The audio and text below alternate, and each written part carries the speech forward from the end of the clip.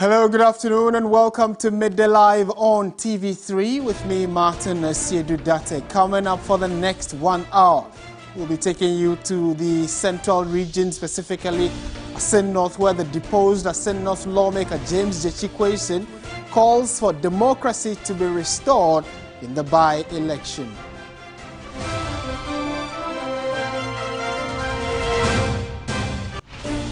Also this afternoon, utility tariff hikes take effect today, June 1.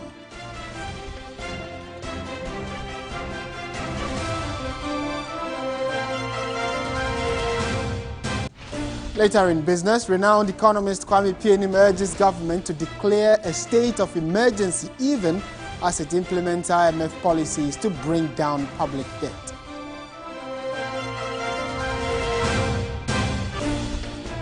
And on the international front, Nigeria's parliament calls for forensic audit of funds meant to rehabilitate oil refineries.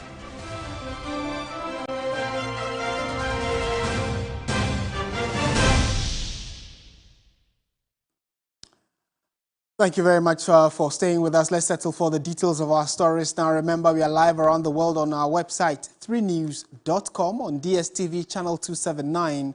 And probably maybe watching us on Facebook as well, where we are streaming live. We're starting from the Labour front, where Organised Labour is in a meeting as we speak with the Minister for Finance to discuss debt restructuring. Labour correspondent Daniel Opoku has been sitting through the meeting and will be joining us shortly to give us details of what exactly has gone on as part of that meeting, where Labour is looking forward to having a discussion with the finance minister on issues regarding Ghana's current debt restructuring program. Mr. Opoku, good afternoon and thank you for joining us. Good afternoon to you, Martin. We know that when it comes to issues of pensions, government said it had exempted it from the domestic debt exchange program. What exactly is the engagement about between Labour and the finance ministry?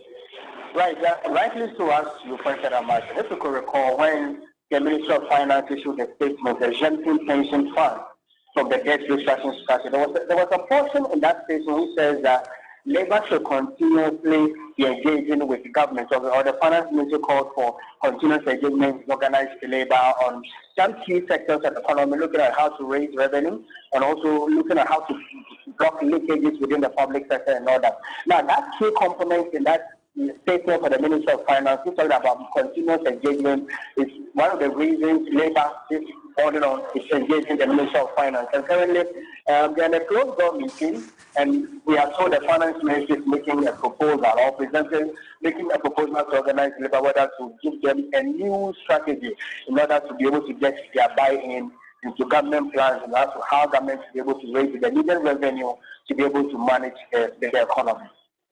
Do we know if Labour, for instance, would have to make some compromises, or that will depend on what goes on between the two entities in the closed-door meeting? Exactly. That will depend on what will happen after their meeting today, because you know the position of Labour already when it comes to government not touching their pension funds. They have not reviewed that earlier position. They still stand by that fact, but just by the fact that if government is able to table something new before them, then that's when government will get their buy-in. If you could recall, COSAC has already made this position clear that for them they support the new proposal that government tabled some months ago before the coming of the $600 million from the IMF. Now, it's left with the other members of Organised Labour to be able to also, for government to be able to convince them to accept the new proposal. So currently, it's only cluster which are able to agree with what the Ministry of Finance has tabled. Now, the rest of the Labour unions are yet to be able to come on board. It's the reason they are having this meeting. The Ministry of Finance will be able to convince them also get their buy-in as to what the new arrangement that the government will table to them that will use to their benefit. And finally, Daniel, before you take leave of us, what expectations are we looking at the end of this meeting? And would it be just today, or probably might extend into the next few days? Right, so the expectation of Labour when it comes to the debt restructuring strategy is that government should not touch the pension fund. And secondly, government is able to present something meaningful, something fruitful for them. That is when they will be able to review their position. And also the meeting is looking at other key issues. One of the major issues is about the salary negotiations. Already government gave them 30%, which is being implemented from January to the end of December. And now, per the dictates of the Public Financial Management Act, it says that the government is supposed to meet organized labor and finalize on a figure that will be factored into a budget by the month of April. But unfortunately, they have not been able to do that. And this meeting also be looking at where they will be able to make some trade-offs, to make some amicable solutions, and speculating when they will be meeting for them to have finality on the negotiations, on salary negotiations on the single salary structure. All right, Daniel Opoku, thank you very much for that update between which has to do with the meeting between organized labor, the various fronts of organized labor, and the finance minister. Clearly, this is also on the back of the indications being given by the IMF of how government needs to be austere in managing our economy or the resources or expending the country's resources going forward. We'll definitely keep you posted on what other strategies government needs to roll out to ensure that they are well disciplined when it comes to spending, and then also how they intend to increase revenue to run the economy of the country. Away from that, though, the 18.36% electricity increase that was announced by the Public Utilities Regulatory Commission, the PURC, will take effect from today, the 1st of June. But how do businesses which rely on so much of electricity, how do they intend to cope in this rising spate of increment? Aisha Yakubu Khalid has been finding out. Double the sweat, double the work. That is what some of these businesses hope to do to make up the 18% increment in electricity in order to stay afloat. The PURC has attributed the 18% increase to the cedi depreciation, high inflation, electricity generation mix, amongst other factors. However, businesses which rely primarily on electricity are dreading the increase. Isaac Entry manages a printing press along the streets of Accra New Town. Even to get a job, it's not easy. And when you get a job, because of the materials, the price of materials, and now we are going to increase the electricity bills, it will affect us a lot. Maybe you can negotiate with the customer, he will understand. At times, some of them will not understand you. So you have to take the old price. At times, when you increase the price, they will not come. They will go to a different place. He might have to cut down staff strength to sustain his business. You have to pay more than 5 or 6, 7 people, and our bills are going higher. And the job is not coming. At times, I will let some of them go house because we can't afford to pay workers without getting a job. For someone who has been in the cold store business for more than 2 decades, Auntie Stephanie says she's facing her most difficult time yet. Very tough. Things are going to get worse for us. We already spend 500 cedis a week on electricity alone. How can we deal with this increment? The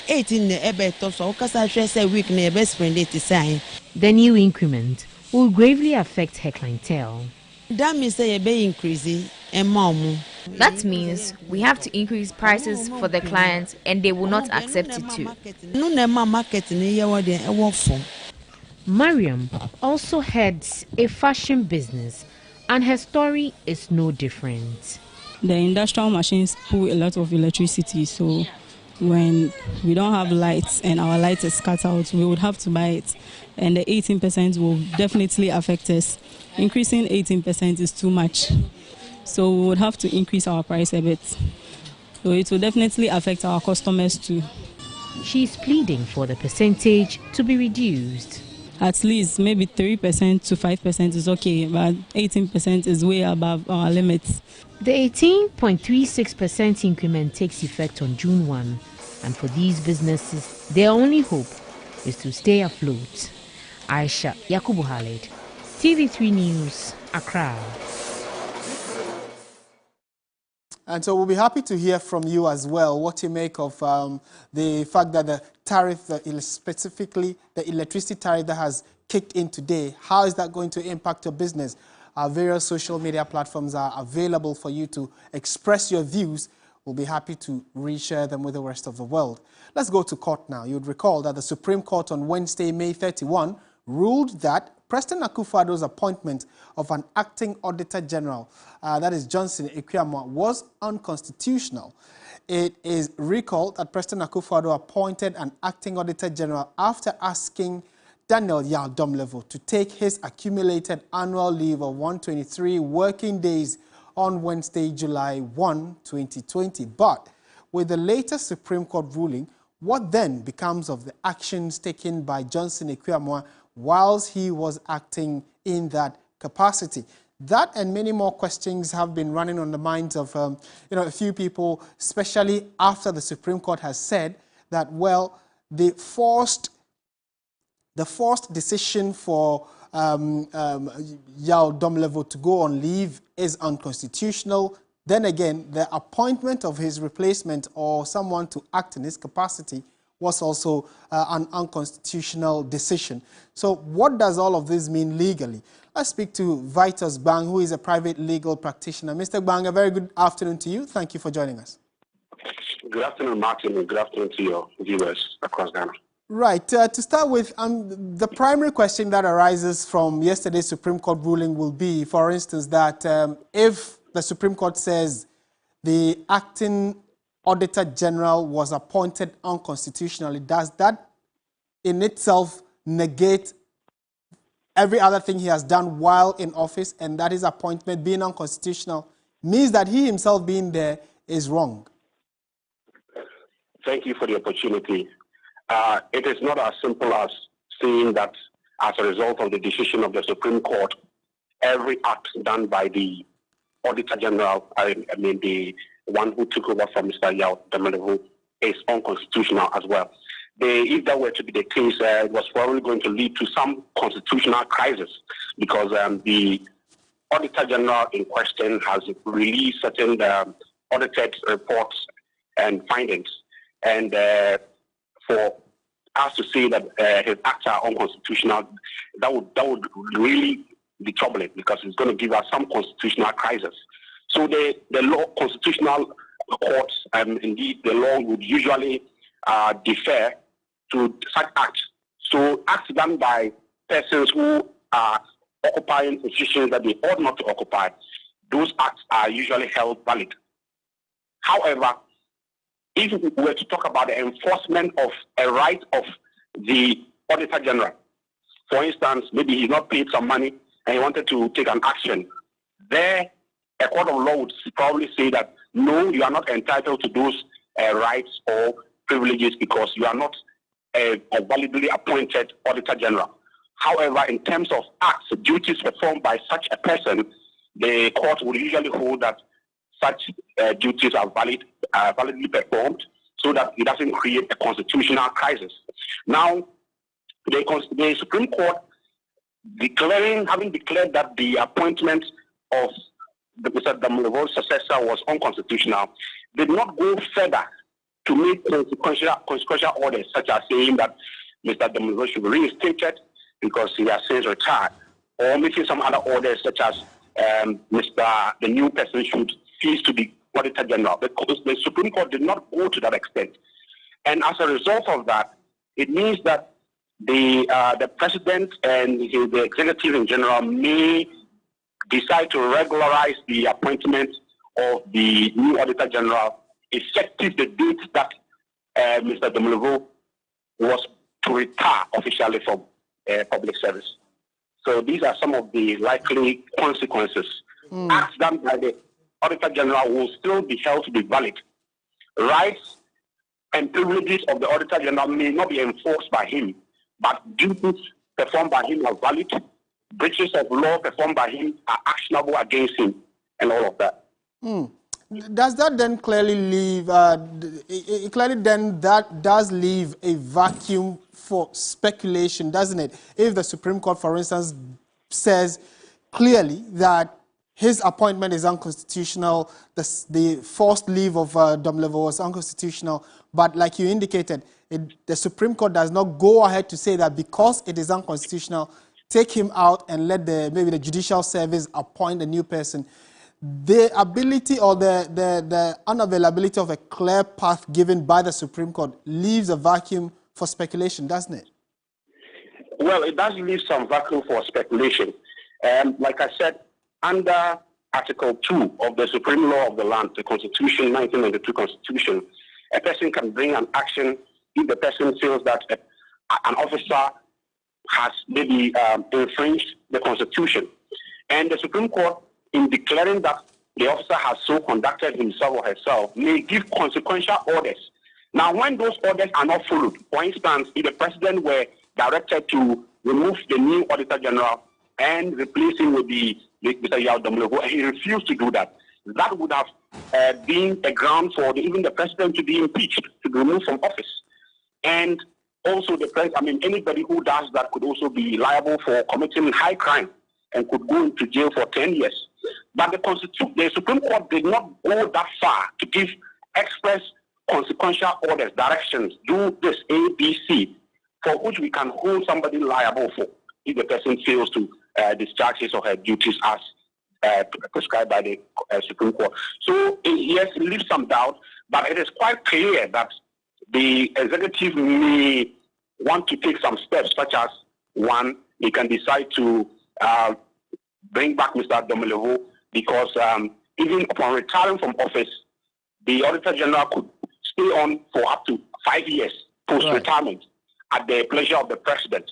So if that option is available, then the President could also now basically make valid the appointment of Mr. Domelevo's successor by going through the process. But that would be effective the day that Mr. Domelevo was to retire officially from public service. Okay. Mr. Vitus Gwan, thank you so much for your thoughts as always. He's a private legal practitioner. Certainly looks as though the conversation around the forced leave for Yao Domelevo is not going away anytime soon, since different arms and legs are growing out of that particular Supreme Court ruling. We'll definitely keep you in the conversation, or do make us know what your thoughts are on this on our various social media platforms. We'll be happy to hear you be part of the conversation. Away from that to some politics now, the New Patriotic Party says it will deploy every strategy, including activations of its youth wing, to win the Asin North by-election. The national youth organizer of the NPP, Mustafa Salam, was speaking at the party's Maiden Truth and Facts Forum. Very soon, there will be another by-election in the Asin North constituency. Yes. We are ready for it. This past weekend, I was in the constituency and I was amazed at the level of development that this government has undertaken there. Superb first-class roads, beautiful astroturf, water projects, schools, just to mention but a few. We are going to Asin North, and let me make a bold declaration that we are going to win it. Hands down. We are going to win it hands down, just like we did in the Kumewu by-election. That horses and chariots are prepared ahead of battles, and every good army will not relent or joke around its preparation ahead of D-Day.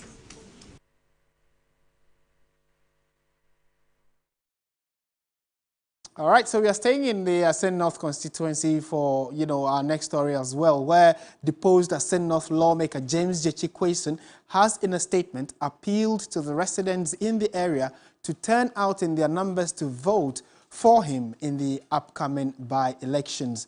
And part of the statement, he also touched on the fact that he intends to run again. We'll give you specifics of what he said in that letter, clearly declaring his intention to run again. And you can see on your screens where he says he is coming again. Asin North, that's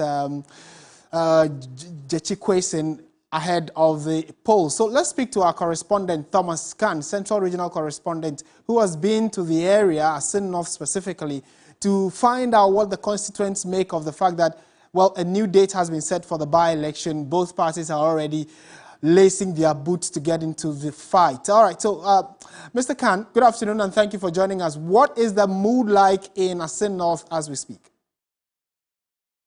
Martin, good afternoon. When you get to the Asin North constituency right now. It's really a charged atmosphere. Both parties, that is the NDC and the NPP, are all charged up here. And that currently, when you get into the main town, that's which happens to be if you like, the district of constituency capital. That is where all the action is happening. Just a few seconds or minutes ago, I could see dozens of people clad in NPP colors are here. One candidate who wants to contest on the ticket of the NPP is going to take his nomination form. And so we had a few people following him to the party office to go the trial of taking nomination form. And again, speaking to the residents here, they say they are ready for the election. And again, one thing that has become very topical right now is the started road construction work that is ongoing here in the constituency. According to the residents, they are baffled and shocked that all this did not happen. But unfortunately, now that the by-election is going to happen, they are seeing all of this. And speaking to some of them, they say that will not change their mind. Some are also thanking government for bringing such projects.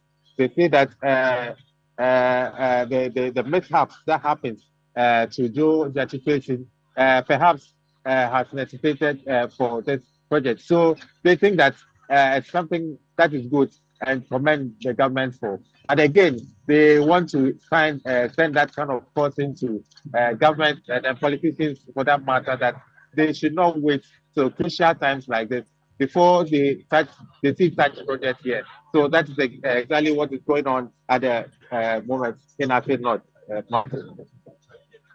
And Thomas Khan, briefly and finally, we also know that it's interesting you mentioned that some developmental projects have already kicked in following what government, the fact that the NPP and NDC are going into that by-election like we saw in Kumewu. But how are residents reacting to the fact that overnight tractors have been brought to the place to, develop their roads and help them with some new infrastructure?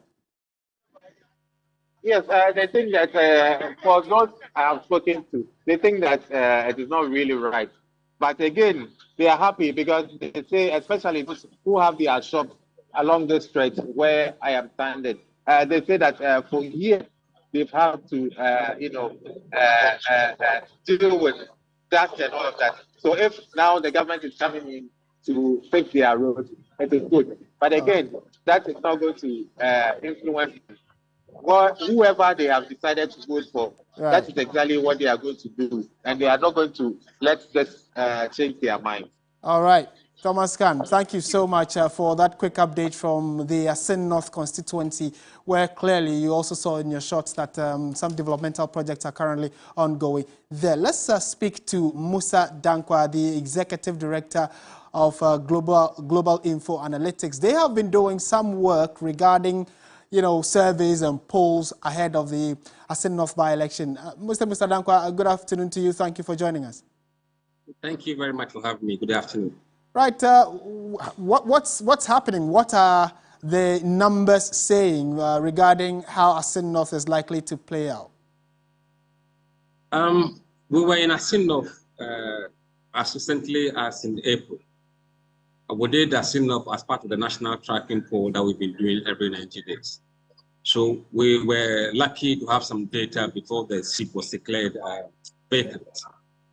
And if you look at the numbers we've seen from that constituency in terms of the general view of voters with regards to the direction of the country, the approval of the president, and how they see the next 12 months. On the direction of the country, about 65% of voters think Ghana is headed in the wrong direction. And only 19% think that it is headed in the right direction. And then on the approval of the president, it is 77% disapproved compared to 23% approval. And then you look at people standards of living. 65% of them were saying that it's gotten worse in the last 12 months. And 80% are not hopeful that it will get better.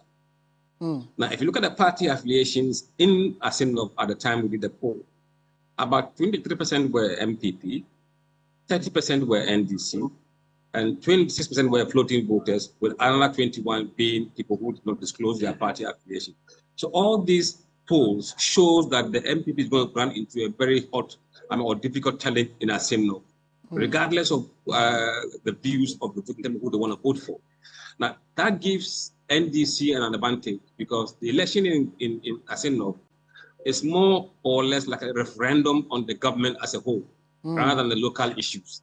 And that's why probably you're hearing that people are saying that they will not be swayed by whatever is happening there in terms of the protests that they are doing.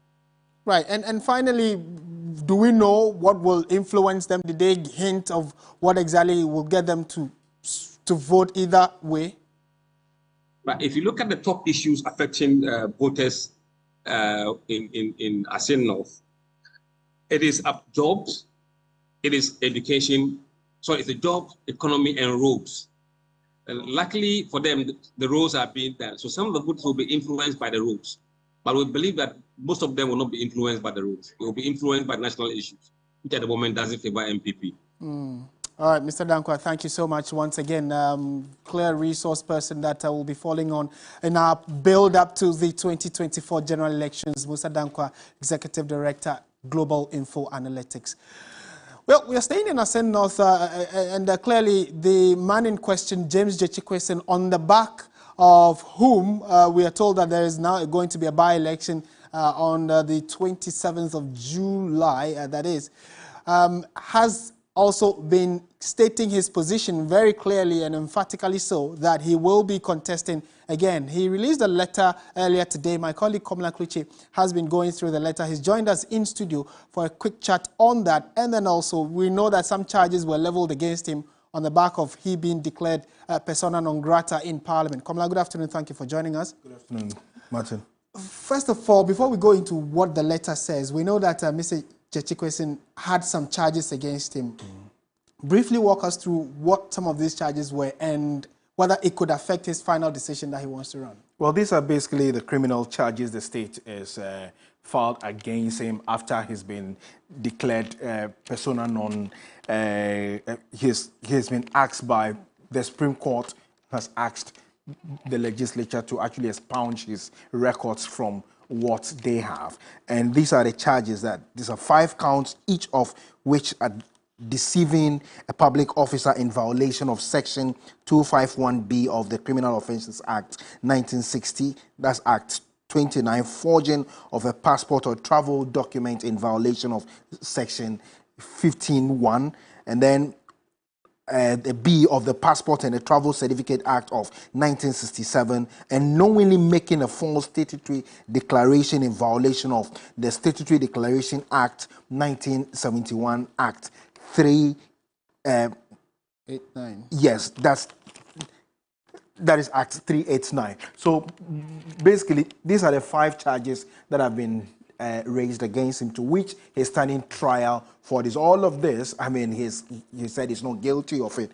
yet, but the case is just starting though. But I mean, in terms of his response to what the Supreme Court has asked the legislature to do, I mean, this is a very, very detailed statement that we have heard. And this about the first time he's spoken that much in terms of the release of a statement. He says that he knows that the people of Asin North are ready for the by-election, that since last year, April, when the Supreme Court stopped him from performing his duties as the representative of the people in Parliament, they have been without representation in the 8th Parliament of the 4th Republic. That, like the people of the South traditional area who have been excluded from representation in the Parliament, they, the people of Asin North, too, have been in that unacceptable situation for over a year, and that he feels that democracy must be restored, and he's urging all of them to come out in their numbers and then they vote for him.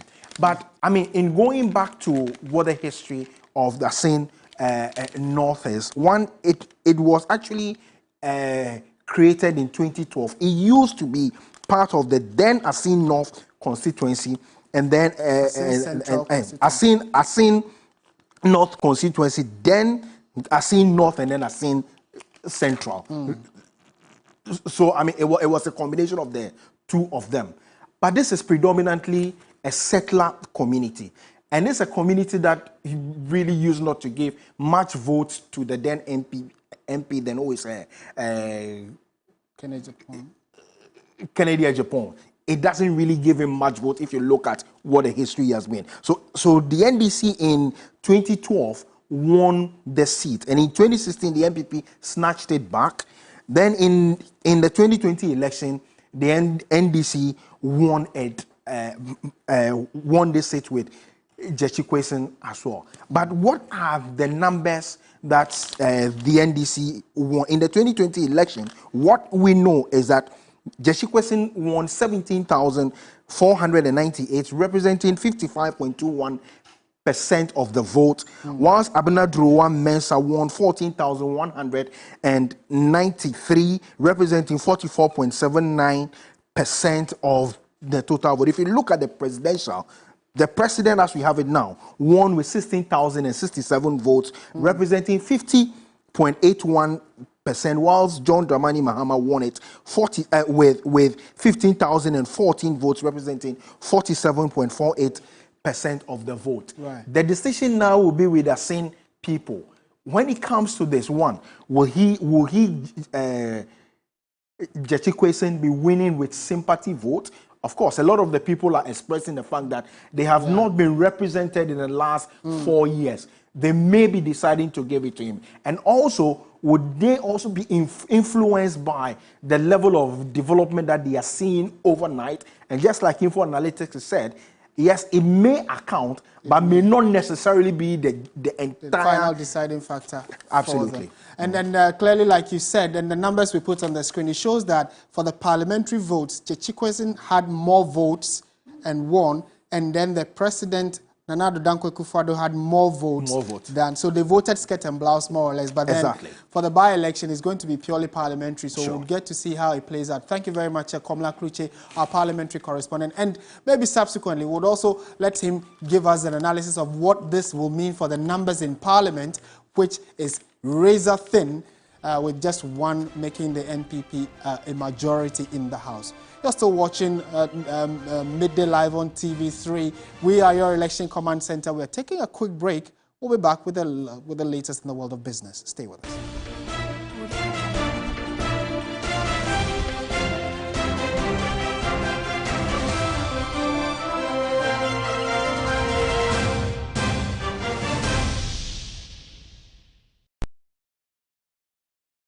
Ladies and gentlemen, we're going to demonstrate to you the superior properties of Flamingo paint as compared to other paint brands on the market. We take equal quantities of Flamingo paint and this ordinary paint. We then dilute them with water. And now, let the test begin. The gentleman on the left is going to apply the ordinary paint, and the gentleman on my right will use the Flamingo superior paint. As you can clearly see, Flamingo has the obvious better hiding. Furthermore, Flamingo has painted a much larger area. You know, one bucket of Flamingo paint is equal to several buckets of any other paint brand on the market. Flamingo paint is made with superior formulation to give superior durability, superior hiding, superior coverage. Flamingo paint, simply superior.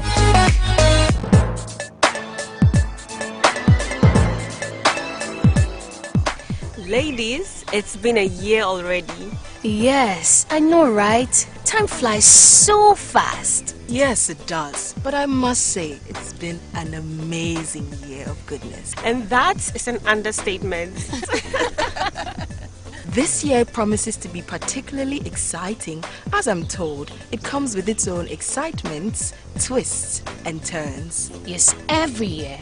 The show goes a notch up as we have beautiful, intelligent, and confident women stepping up for the crown. Of course, Ghana's Most Beautiful never disappoints. From zero to hero, your life changes. And this year, the search for a new queen has begun.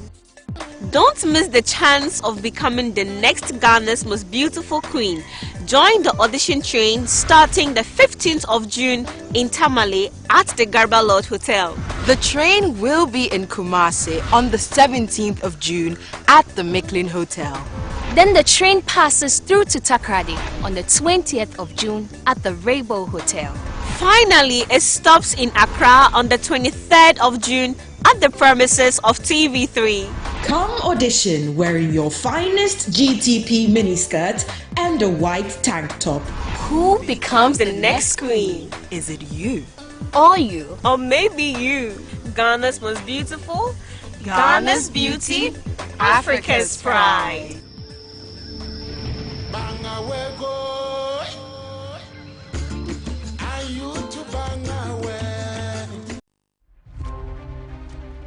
The fishing industry in Ghana is of prime importance to the economy and the well-being of the people. Sadly, this critical industry faces a hidden threat that threatens its very existence and survival.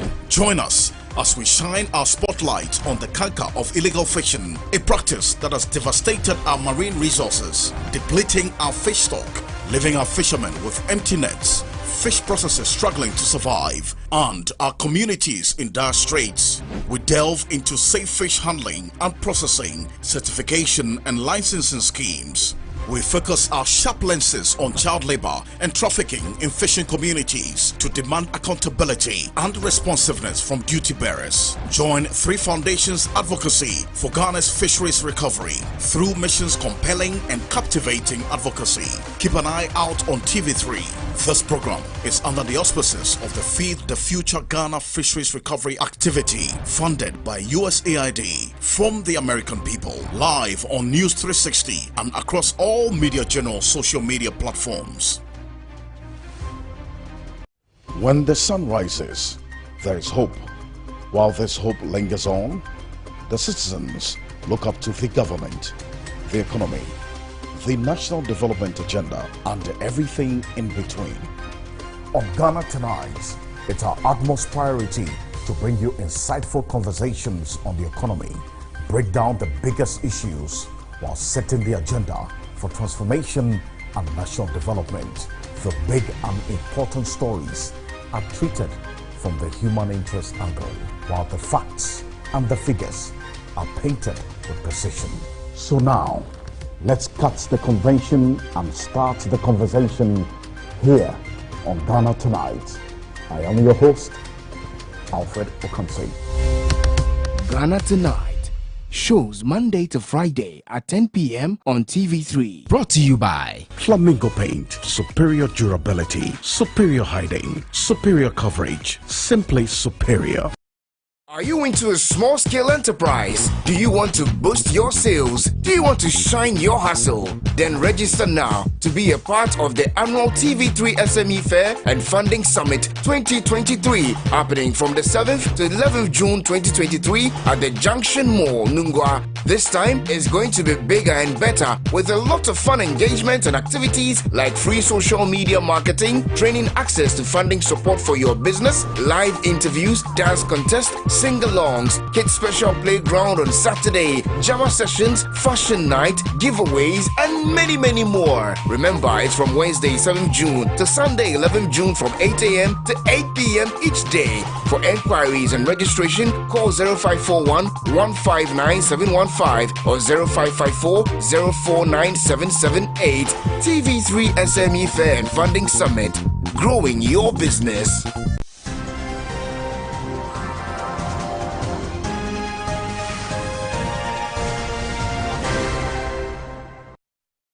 Welcome back to Midday Live on TV3. Time now for business. Michael Ogbodu is with us in studio. Hello, Mike. Hello, Martin. All right, so let's know what's in business. All right, straight into the news. And renowned economist Kwame Pianim has retweeted calls for government to consider cutting down expenditure even as it implements an IMF program. Reacting to government $3 billion deal with the International Monetary Fund, Mr. Pianim told 3 Business government must demonstrate a commitment to tackling its wasteful expenditures.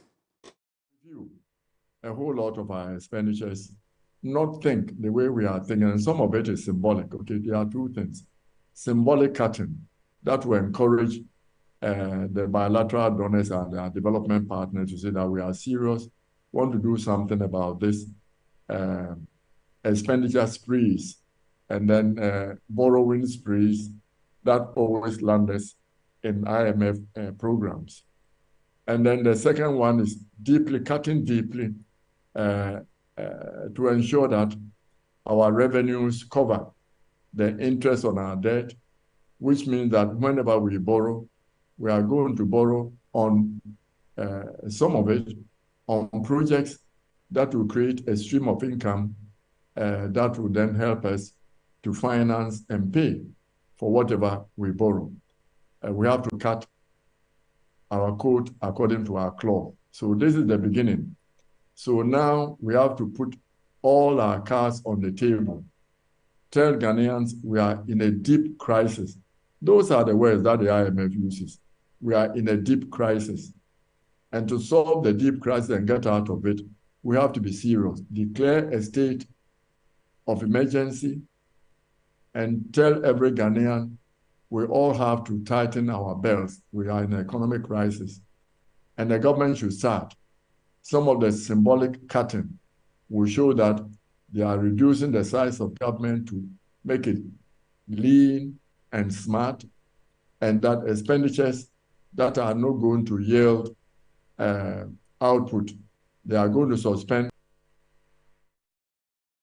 Now, effective June 6, if you import goods in commercial quantities, you will be charged 12.5% of the customs value of the goods before you can clear them from the ports. Assistant Commissioner at the Large Tax Office of the Ghana Revenue Authority made this known, adding that this upfront VAT payment is necessary to create uniformity in prices. We have amended the VAT Act to take care of those who are importing goods in commercial quantity. So in addition to whatever taxes you have paid at the point of importation, you are asked to pay 12.5% of the custom value of the goods as an upfront VAT. The main objective, number one, is to bring about compliance. And then number two, we also want to bring about uniformity and parity in terms of the pricing. Because when somebody is registered for VAT and another person is not registered for VAT, because VAT is an indirect tax, the person who is registered for VAT will definitely charge a higher price than the person who is not registered. One, so if you are not compliant, the first thing is that you will not even be allowed to clear the goods from the port. Then you could also be denied of certain things. But domestically, it will come to find out that you are not registered. You can be prosecuted. Well, that will be all for business. My name is Michael Ubodu. Thank you for watching. As always, please stay safe. Up next, the sports.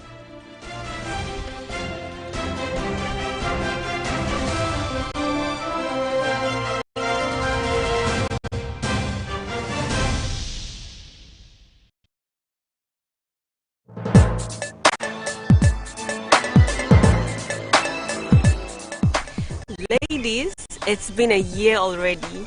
Yes, I know, right? Time flies so fast. Yes, it does. But I must say, it's been an amazing year of goodness. And that is an understatement. This year promises to be particularly exciting, as I'm told. It comes with its own excitements, twists, and turns. Yes, every year.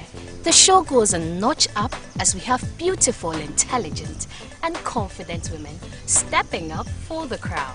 Of course, Ghana's Most Beautiful never disappoints. From zero to hero, your life changes. And this year, the search for a new queen has begun. Don't miss the chance of becoming the next Ghana's Most Beautiful queen. Join the audition train starting the 15th of June in Tamale at the Garba Lodge Hotel. The train will be in Kumasi on the 17th of June at the Micklin Hotel. Then the train passes through to Takrady on the 20th of June at the Rainbow Hotel. Finally, it stops in Accra on the 23rd of June at the premises of TV3. Come audition wearing your finest GTP miniskirt and a white tank top. Who becomes the next queen? Is it you? Or you? Or maybe you. Ghana's Most Beautiful, Ghana's Beauty, Africa's Pride.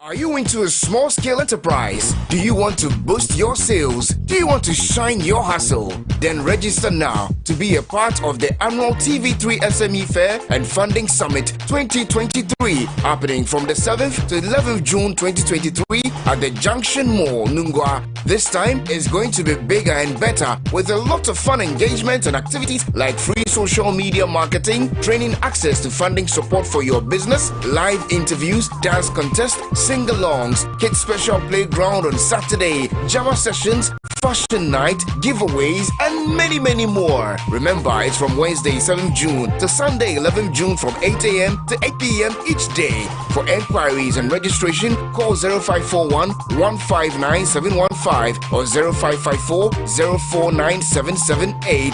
TV3 SME Fair and Funding Summit. Growing your business.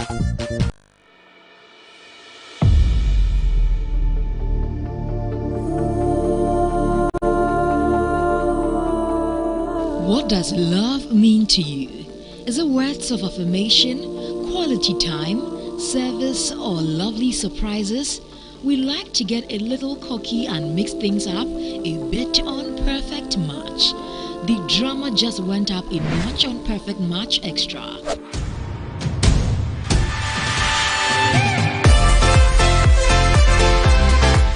Experience the cocktail of love, drama, betrayal, explosive arguments, and steamy confessions. Get ready for a thrilling love journey with twists and turns as your television experience just got better with Perfect Match Extra only on TV3. Perfect Match Extra. Friendship, reality, abstinence. Let the games begin.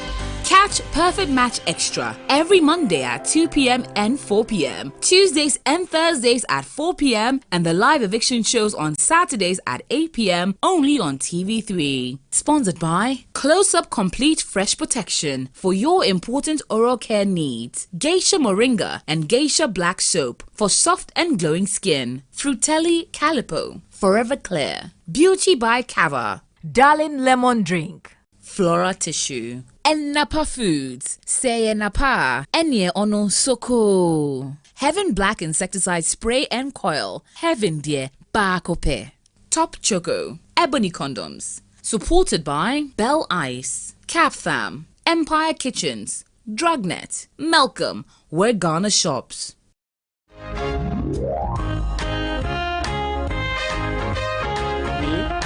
1, 2, and yeah. 6, 8 minus 3, 6, 1, 7, 6, 1 minus 2, 9. That's it? 39 is correct from Adipa. 8 minus 3, 7, 5 minus 9, 8, 5, 5 minus 3 minus 2. That's it?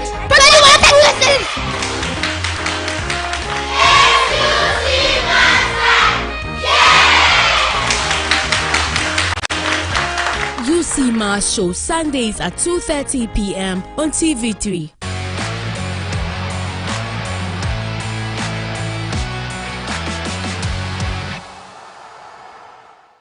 Welcome back to Midday Live. Time now for sports. Kevin Osuansa is with us. Hello, Kevin. Hi, Martin. I know that the Ghanaian ladies have been doing quite well, haven't they? Yeah, the girls, yeah. So what was the latest on that? Well, we are playing Nigeria on Saturday in the final of the Under-20 Women's Zone for Africa, yes. Do we stand a good chance? Well, it's going to be a tough game, and I think the Nigerians would be our benchmark for our performance. Oh, we'll do it. That's for Nigeria, they can do it. All right, give us details. Well, on to our first story, in Ghana's Women's Under-20 side, the Black Princesses defeated Burkina Faso 3-1 to book their ticket for the final in the 2023 WAFO Zone B Girls Under-20 tournament. At the Barbara Sports Stadium, head coach Yusuf Basigi is confident that the Princesses will clinch the trophy after 90 minutes on Saturday. We are not putting pressure on the girls, and then every match and is tactical ploy. We've seen the Nigerians play, and we know how they play. They have also seen us play, so we are going to also map up our strategy, just in as much as they are also, because they were also here to watch us. So we are all going to map up our strategies, but you shouldn't see the way they play, because if you look at the group stages, our group is very tough. We create a lot of scoring chances. So let's see how it goes against Nigeria. Now on to Europe and some transfer news. PSG boss Christophe Galtier has confirmed that Lionel Messi will leave the French Giants this summer.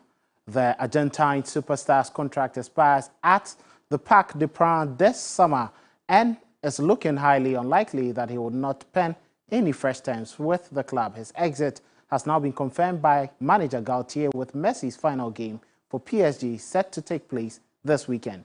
Speaking in a press conference, the Frenchman said, "I had the privilege of coaching the best player in the history of football. It will be Leo's last match at the Parc des Princes against Clermont."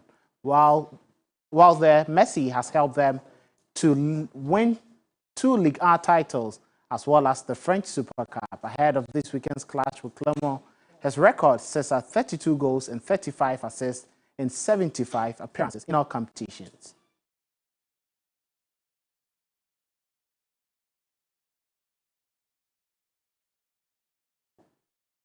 Well, some more transfer news and plenty of it we have for you. But Mateo Kovacic and Manchester City understood to have already held positive talks regarding personal terms.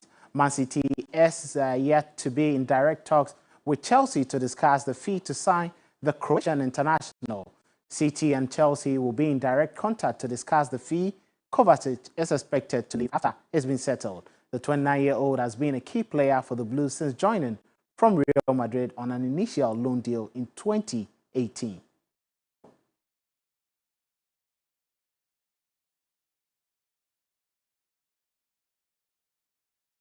Now, after the Europa League, UEFA will wait for reports from match officials and delegates before deciding whether to take action against Roma manager Jose Mourinho for his foul-mouthed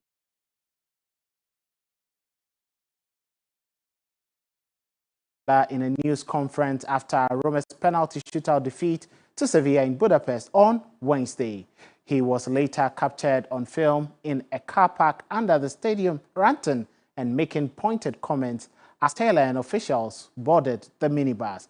Mourinho repeatedly swore and twice shouted about a disgrace before switching to Italian. Taylor issued 13 yellow cards to Roma players and most bookings in the Europa League games. 7 of them came to the players, with the rest going to the others in the dugout, a record for the final.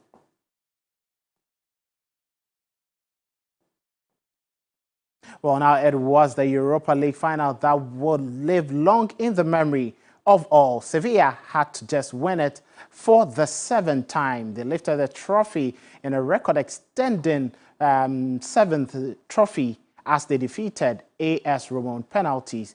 90 minutes ended 1-1, and one perfect record had to fall with Mourinho, having previously won all 5 of the European finals he had been in, and he was left throwing his loser's medal to a child in the crowd as Sevilla celebrated.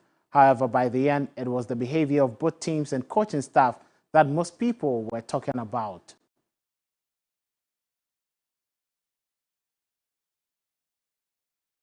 Well, there is more sports news on 3news.com. My name is Kelvin Olson. Sir Crystal brings you entertainment.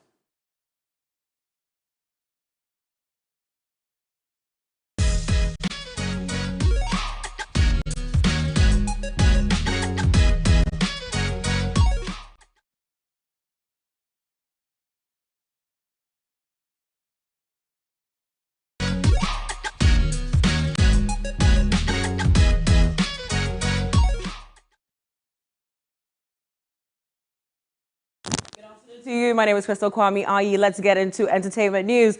The 5th edition of the African Youth in Tourism Summit, which seeks to throw more light on the link between the youth and tourism, is currently underway in Namibia. Stakeholders are of the strong opinion that the growth of tourism on the continent can be leveraged by empowering and building entrepreneurial potentials of the growing youth population.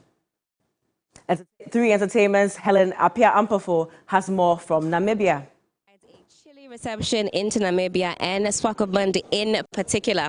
You juxtapose that against the warm, friendly nature of its residents, and it makes for a unique welcome, a unique experience. Today we are at the MTC Dome, which is hosting the 5th Africa Youth in Tourism and Innovation Summit and Challenge. Here, some 38 African countries are representing, with the ultimate goal of promoting tourism on the continent and also entrepreneurship. Speaking at the launch of the summit, the Namibian Minister for Environment, Forestry and Tourism admonished the collaboration of industry players to push the African brand. I urge the youth of Africa and all industry players to collaborate and form partnership to place the African brands or destinations Africa at the center stage of the global dialogue.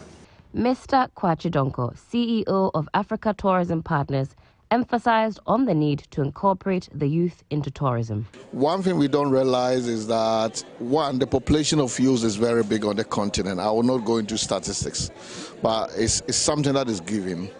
Now, if you want to grow any sector, you need the numbers. And the youth, for a couple of reasons. One, they are very adventurous. They are very exploratory. They would like to explore. And the fact that these are the people who are going to be the CEOs, the managing directors and leaders of the continent, it's important to focus on them now to ensure that they understand the sector, they understand the value, they understand the benefits, not necessarily for only businesses, but for them also to get gainful employment into the future. Day one of the summit is officially over. With 2 more days to go, the key aims include making tourism smarter through celebrating innovation, making tourism more competitive at every level, creating more and better jobs and providing relevant training, building resilience, and promoting safe and seamless travel within the African continent. Reporting from Swakopmund, Now bringing it back to Ghana, gifted Ghanaian actress Na Ashoko Mensah Duku has said acting in stage plays has been a great learning experience. To the versatile thespian, taking up different roles in plays has helped bolster her confidence and molded her to be able to deliver her lines and get them right the first time. When you're studying for a stage play, you don't study only your lines. You study other people's lines as well. Yes. Yeah. So in the unlikely event that somebody forgets their lines, we are able to chip in their lines and continue the play somehow, or remind them of what they're supposed to say by asking a question about their initial line. What kind of brains do you people have? Because it takes a lot. Stage is a great place to learn for all actors, because on stage you're live. And you know how it is when it's live. You don't have a second take or an opportunity to redo.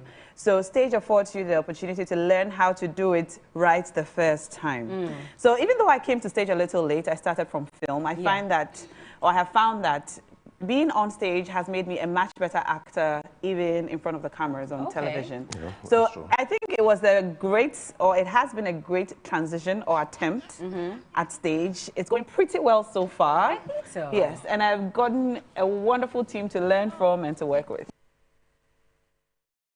And that's all on entertainment news. You can log on to 3news.com for a lot more. My name is Crystal Kwame Ayi. Up next is the international news.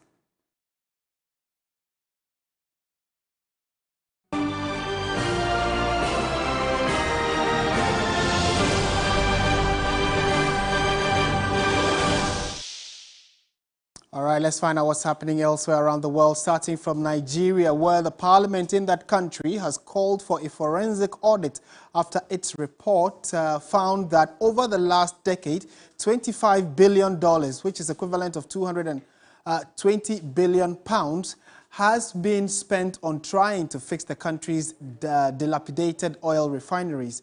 Despite the enormous cost, it found they were working on less than 30% capacity.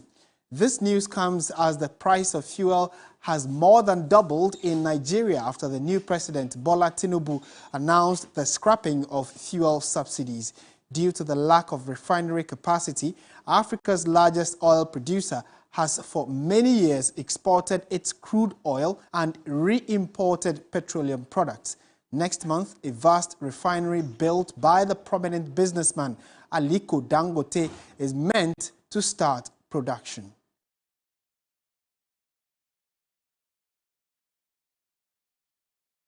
All right, so that's it for the bulletin. It came your way from our studio here at Adisawe in Accra. I am Martin Esiedudate. Thank you very much for watching. If you go to our website, 3news.com, find many more stories there. Do have a good afternoon, and as always, stay positive. Bye for now.